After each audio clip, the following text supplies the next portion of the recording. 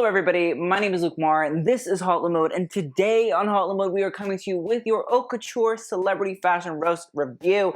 Listen, there's been a lot going on in my little world, some personal stuff, I won't get too deep into it, but things have been jammed up. So the thing is, I am in the process of writing the Haute Couture reviews, but in the meantime, I wanted to get into some of the celebrity looks because I feel like those are also rather important. I think they're really intriguing to me always, and also it's always just fun to look at celebrities and their clothes. Without further ado, we're going to be breaking down some of the looks from the Haute Couture shows. Sit tight, sit ready, because we're going to do a video about Vogue World. We're going to react to it, we're going to get into it. I might be mean about it, who knows? And we're also going to be getting into the Haute Couture shows in a pretty lackluster season, or at least a more minimal season. But first, let's talk about these celebrities. First up, we have Avril Lavigne. Now, Avril has been out and about during the fashion weeks as of late, and she is wearing an Iris Van Herpen look first things first. If you didn't know, Iris Van Herpen did a whole collection, and by a whole collection I mean like 5 looks that were like part dress, part wall art. I've still yet to break it down in my head, so I don't really understand. But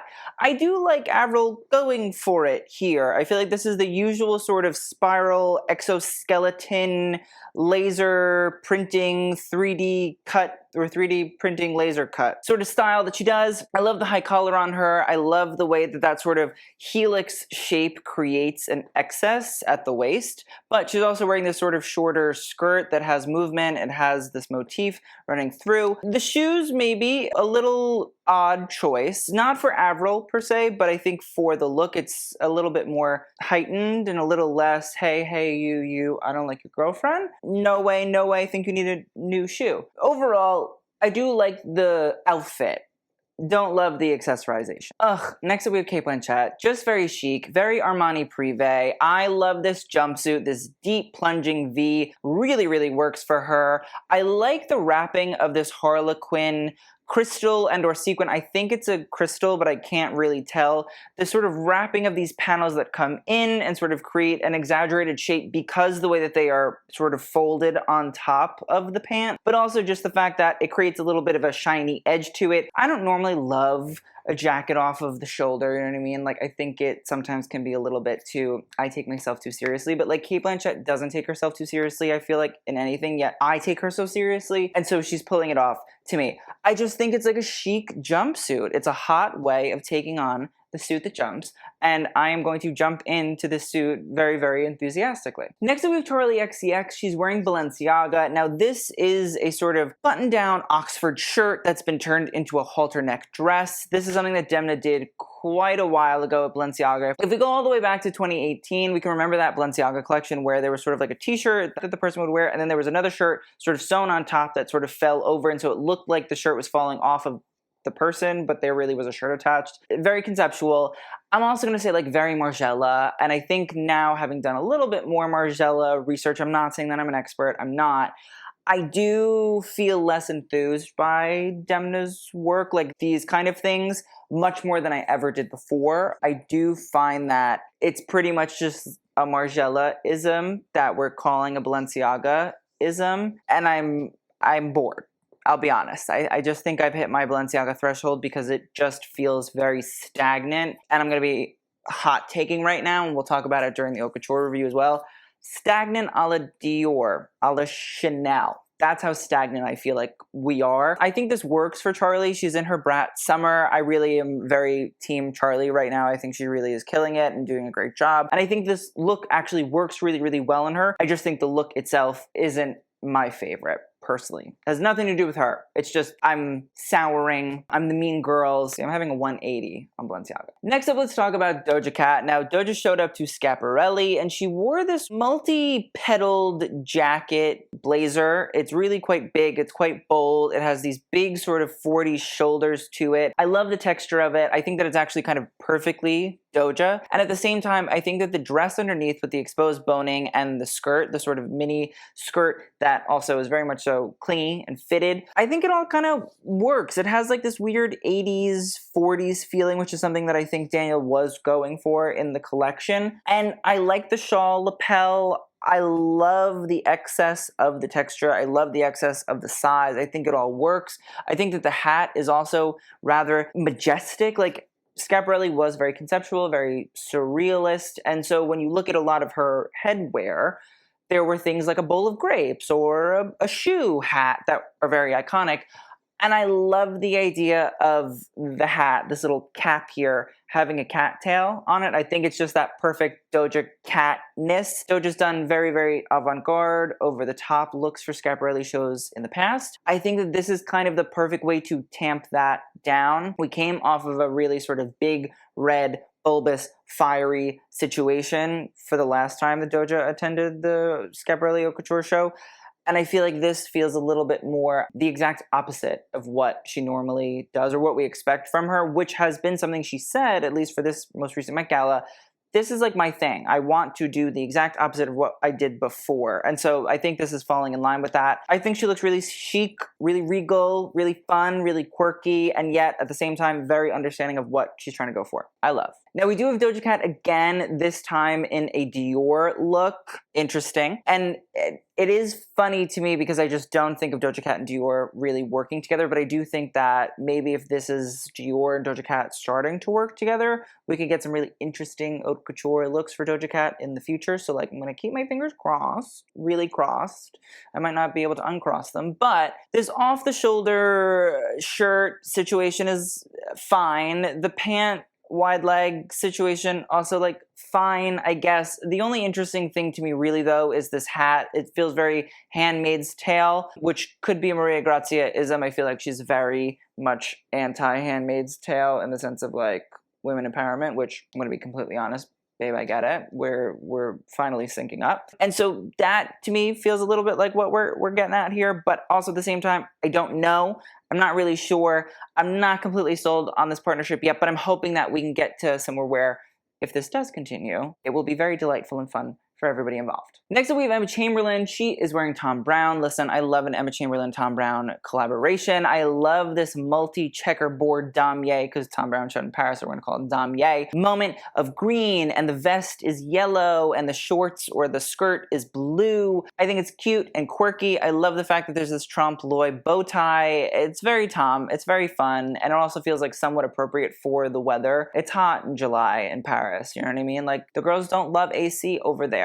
I love the socks, I love the bag, I love the shoes. I think it all feels very Thom, but also kind of young. I think the styling makes a lot of sense. I think that even like the hair, makeup, all that stuff really plays into it well. I'm sold. And then we saw Emma in this Jean-Paul Gaultier look. Now this is pretty much exactly, or not exactly, but semi-exactly what we were looking at with Charlie. I think Gaultier has a different feeling to it. I mean, to be completely honest, if we think about Margiela, who did Margiela work for? Jean-Paul Gaultier. So like, I don't think that Gaultier is sort of copying Margiela. I feel like Margiela might have gotten a little bit of something from a little bit of Gaultier. Also, I feel like I can't think of exactly a collection, but I am sure there's 100% a collection where Jean-Paul Gaultier was putting a shirt as a strappy top or something along these lines. It doesn't feel out of bounds for Gaultier as a brand, and that's why I think it's intriguing, and that's why I do see it correlating to that Charlie look we were just looking at, but still. The other thing that I think is quite chic is the way that at least the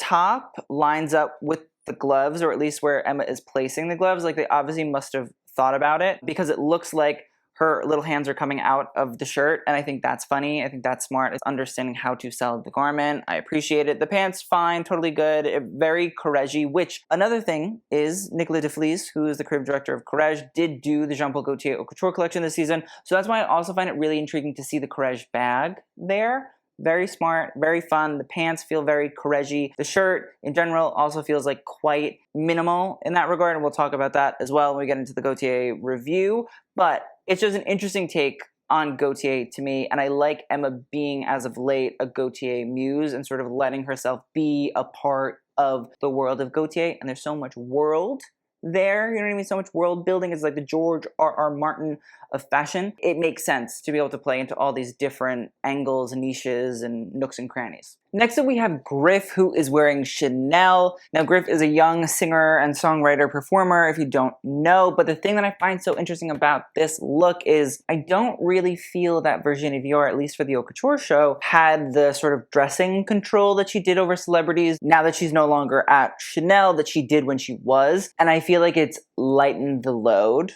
for the most part for the Chanel looks throughout this video. I love this little look. I think the drop waist works. I think that the big sort of frou-frou skirt also is rather chic and cute. I love the styling of like the pushed up sleeves with the gingham. Even the décolletage sort of area being sequined and embellished. I think it's lovely. I like the shoes. I like the socks. Like, it feels styled rather than cut and dry like it has normally straight off the runway for the past 5 years. And there just seems to be a lightness about this that I don't think that we've been getting from Chanel for a hot minute. And again, I'm not trying to like dogpile on Virginie, whatever. Like, she left.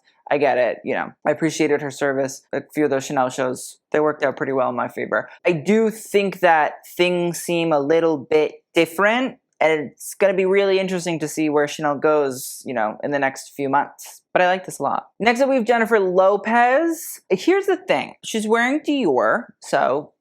But what I will also say is I don't really mind the top that much. From the waist up, I don't hate it. I think that it's rather intriguing. I think it's kind of sculptural. I like the neckline aspect. I don't even mind the asymmetry. Like, I think it works. I think what then loses me is everything else. The belt, whatever, fine. I don't really care. It's obviously in like a trench coat material. I see where we're going with it. I don't think it's bad. I think that the skirt, it's a little too like palazzo pant for me, palazzo capri pant for me, and I don't enjoy. And then I don't really understand the glove situation. I just think it's really heavy and weird for like a trench coat material. The bag is fine. Obviously, like, we're pushing the Lady Dior bag.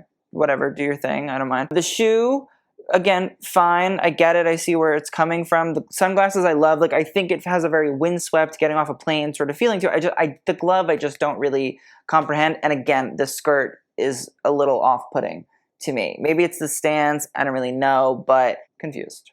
Somebody check on her well-being. Next up, we have Jisoo, who's also wearing Dior. She is one of the brand ambassadors, and she's wearing one of the looks from the most recent cruise collection in Scotland. If you didn't see our cruise review, you should go check it out. It was pretty good. We got into all the looks, historical, hazardous, Highland experience that went on at Dior. Here's my thing about this look. When I first saw it, I was like, ugh, like chainmail. Why not just do real chainmail? I do think that on Jisoo it actually looks quite a bit better. The shoulders kind of work. I think that the silhouette works. I think the belt is still most definitely unnecessary, 100%. I do think the butterfly, moth, floral embroidery throughout also kind of tracks. I think the boots are okay. The argyle socks, maybe not necessary. The bag is very sweet and chic, and I quite like it. The boots, again, totally fine. I get it. I do think it's always interesting to see the difference between on the runway versus off the runway. And I think in this case, I can stand corrected. It works here. Next up, we have Jodie Turner-Smith, who is wearing Thom Browne. I think this is the smartest way to go about doing a sort of Thom Browne-y look, especially in like tweeds. I think that this bodysuit is incredibly smart, and the fact that it has the trompe-l'oeil of a tie and a collar is brilliant and smart and fun and funky and cute and chic, and also like weather appropriate. It's hot as balls over there. I'd bet you $5. I think the shorts, very Thom Browne. I like the boucle of it all. I think it's rather different. Tom, I feel like, also was like, put me in the Chanel ring. I also love the off-the-shoulder jacket situation. I think it's cool. I think the shoes are great. I love the high socks. I love the bag. There's a lot of tweediness going on here. And like, again, we haven't really had the conversation about Chanel on this channel, who it would be and where it could be. There's a lot of big contenders. And I do think when I think about who really could, I think, handle the commercial and also creative elements of it, I do think Tom is somebody that could do it. I really, really, really, really, really, truly do. I think he uses tweed quite often in his work, and it's an impeccable thing that he does. The accessories also, the shoes, the bags, those are really good when it came to Karl's work. He understood how to make things that people wanted to buy. And the funny thing about Tom that I always think about too is, well, actually, I'll talk about all this later. But long story short, Tom could be a contender. I don't know if he will be, but he could be. He should be. And I like this look on Jodie. Next up, we have Katy Perry. And Katy has been doing this new fashion era. I don't know. I don't hate it necessarily. She's wearing Balenciaga. This big coat that she's wearing, it looks like it's fur. I don't know if it's fur. At this point, I can't really tell. I feel like in fashion, we're just playing the game of, is it fashion or is it cake? I don't know what it's made up of. It could be like, I don't know, a baboon's ass hair coat, jacket. It could be, I don't know, microorganisms hand pleated into fine, thin strips of hair. It could be anything. I don't know. The ripped knife boots are intriguing. It's something different from Demna. And again, I think that's my issue with Demna in general, is doesn't do enough of this stuff. Like, he'll just send out the same shit over and over and over again. Whereas even if you just tweak things a little, we can get behind it. I can try, I can attempt, I can work at it. But like, there's not enough of this sort of playing on and themizing the brand's staples, in my opinion. And so it just feels so repetitive. And the thing is, I look at the finer details and I feel still pretty repetitive, even though I know it's not the exact same. So how can you expect the audience to feel like it's not repetitive? Overall, though, I do find this new Katie era intriguing. I don't hate it. If this is what she wants to do, do it. I don't think it's like radical by any means, but like, I'm intrigued to see where it goes. Next up, we have Keira Knightley, Chanel girly, 100%. I like to see it. Again, remnants of Virginie's work, the sheer top with this little smocked, embellished style underneath, and then a big skirt. Again, it does feel a little less heavy and chunky and dumpy like it used to, styling-wise. Like, there's no stocking that she has to wear. I don't know if I need like the neck ruffle thing. Sorry, I almost threw up there. Just, I saw it and I said, "Ooh." But I don't know that it's always required. And I guess going forward, hopefully it won't be.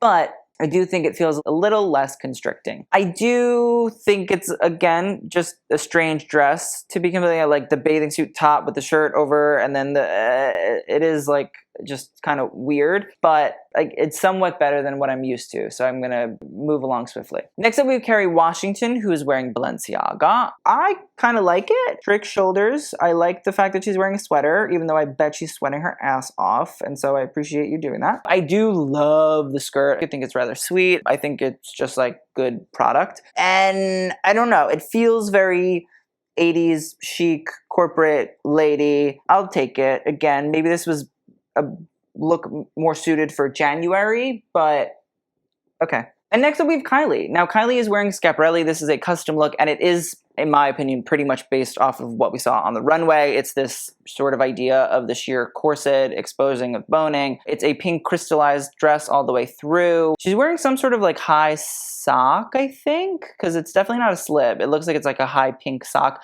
I don't really know if those are necessary.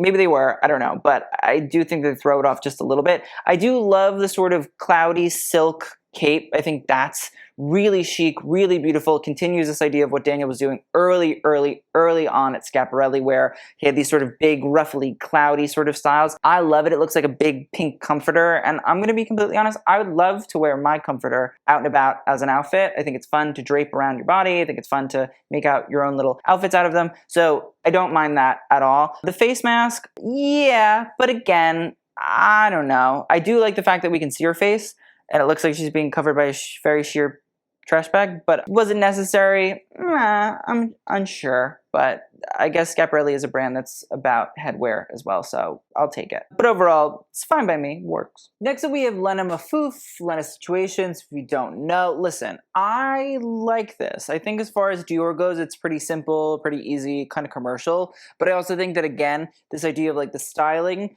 does sort of bring it up a little bit more. I do think that the idea of no sort of clear shirt underneath does work. It makes it a little bit younger. The idea of the frayed hems also gives a little bit of youthfulness and fun. I also think the fishnets are very Maria Grazia, but I think they work in this regard.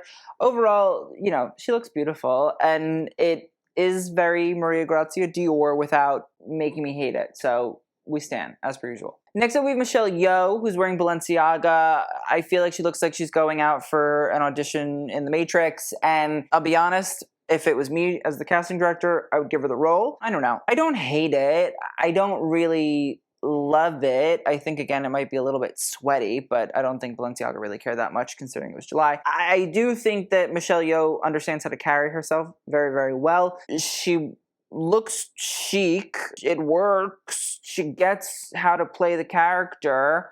Am I obsessed with it? No. But again, I don't hate it. So, like, we're gonna take it. Next up, we have Nicole Kidman, who's also wearing Balenciaga. Listen, it's a black sequin dress. It has a short little sleeve. I don't think there's too much to it. I do think it's beautiful. I think it fits her really, really well. I think the sequins look nice. But again, is it memorable? Is it something I'm gonna think about later?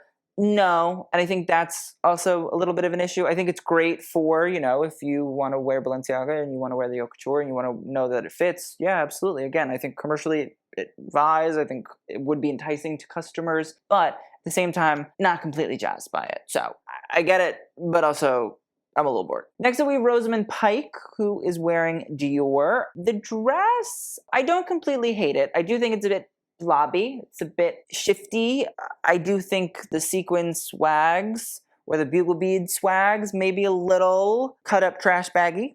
I'll be honest. I do see it. I do think I understand it. I think my big issue really is the shoe situation. I think the sock with the pump is a little hard. It doesn't really give the grace to allow the fringe to fringe super well. Although again, I just think looking at it more and more, it doesn't fringe super duper well. It's a little clunky and dumpy. It's just like big strips, big thick strips, and I don't think that those always work. I don't really mind the sleeve. I think it's actually quite sweet. I don't really mind the bodice all that much. The silhouette could be fine. It's just the strips, and then with the shoes, they mat together in that area, and it doesn't feel clean and classic and easy. Next up, we have Serena Williams, who is wearing Thom Browne. I like it. I do. I think it's a fun Tom look. I do think that the ombre of this sort of plaid in the jacket is rather cool. I think that the shirt and the tie, it works. I love the little corset with Hector on it. Hector the dog. That's Thom Browne's and Andrew Bolton's dog. I like the matching of the skirt with the bag. It all feels very Hector-esque. I don't love the shoe. I'd say that maybe that's my one issue with the look is the shoe I don't think goes all that well. But I like this red and white feeling to the actual clothing elements. I think that's fun. I think it's intriguing. I think it's different. I think it's youthful and exciting. And I like that for Serena because she is a fashion girly. Next up, we have Sonam Kapoor, and she is wearing Dior. I'm going to say, listen, it's very Amelia Earhart-esque, this little leather flight jacket with the shearling on the collar. The skirt, I don't really understand. Personally, I don't really understand the gray with the brown. I love the shirt and the tie with it. Very fun, very cool. It feels like we're also getting a lot of shirts and ties lately, and not just from Dior. It feels a little Thom Browne-esque. Also, when I look at the shoes, I don't know. But what I will say is the skirt may be like a brown skirt, maybe a white skirt, maybe something a little not gray like that with the fraying, or maybe a pant, maybe a hot pant, something different, because I don't think it all clicks. And finally, we have Ysault. She's wearing Dior.